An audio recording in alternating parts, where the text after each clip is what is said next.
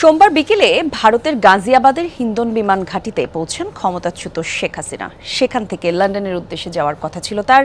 এ বিষয়ে আরও জানাতে আমাদের সাথে যুক্ত হচ্ছেন কলকাতার প্রতিনিধি সুকান্ত চট্টোপাধ্যায়। সুকান্ত, একটু জানাবেন শেখ হাসিনার অবস্থান নিয়ে নিশ্চিত কিছু তথ্য জানা গেছে কিনা, তিনি লন্ডনের উদ্দেশ্যে যাত্রা করেছেন কিনা, এ বিষয়ে কি কি তথ্য আপনার কাছে আছে যদি একটু জানাতেন। দেখুন, রাতভর কিন্তু ভারতের কেন্দ্রীয় সরকার অর্থাৎ মোদী সরকার কিন্তু বাংলাদেশের উদ্ভূত পরিস্থিতি এবং শেখ হাসিনার যে নিরাপত্তা এবং তার যে লন্ডন পৌঁছে দেওয়া এইসব বিষয় নিয়ে কিন্তু দফায় দফায় কেন্দ্রীয় মন্ত্রিসভার বৈঠক হয়। গতকাল গভীর রাতে প্রধানমন্ত্রী নরেন্দ্র মোদীর নেতৃত্বে কেন্দ্রীয় স্বরাষ্ট্রমন্ত্রী অমিত শাহ, বিদেশমন্ত্রী জয়শঙ্কর এবং প্রতিরক্ষা মন্ত্রী রাজনাথ সিং এর তত্ত্বাবধানে কিন্তু একটি জরুরি বৈঠক হয় এবং সেখানে উপস্থিত ছিলেন জাতীয় নিরাপত্তা পরিষদের উপদেষ্টা অজিত ডোভাল।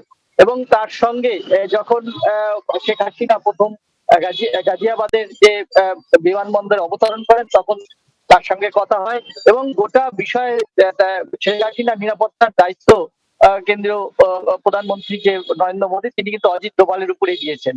এবং সর্বশেষ পরিস্থিতি যেহেতু বাংলাদেশে প্রচুর ভারতীয় যে ছাত্রছাত্রী যারা পড়তে গিয়েছেন এবং ব্যবসায়িক কাজে যারা আটকে পড়েছেন, এমন প্রায় 11 থেকে 12,000 মানুষ রয়েছেন, তাদেরকে দেশে ফিরিয়ে নিয়ে আসার কিন্তু জন্য কিছুক্ষণ আগেই কিন্তু দিল্লিতে জরুরি ভিত্তিতে সর্বদলীয় বৈঠক বসেছে এবং সেখানে রাহুল গান্ধী থেকে শুরু করে সমস্ত দলের তৃণমূলের সুদীপ বন্দ্যোপাধ্যায় এবং কেন্দ্রীয় স্বরাষ্ট্রমন্ত্রী থেকে শুরু করে সবাই কিন্তু রয়েছেন যে সুস্থভাবে তাদেরকে দেশে ফেরানো এবং বাংলাদেশের উদ্ভূত পরিস্থিতি নজর রাখাই কিন্তু এখন এই সর্বদলীয় বৈঠকের সিদ্ধান্ত।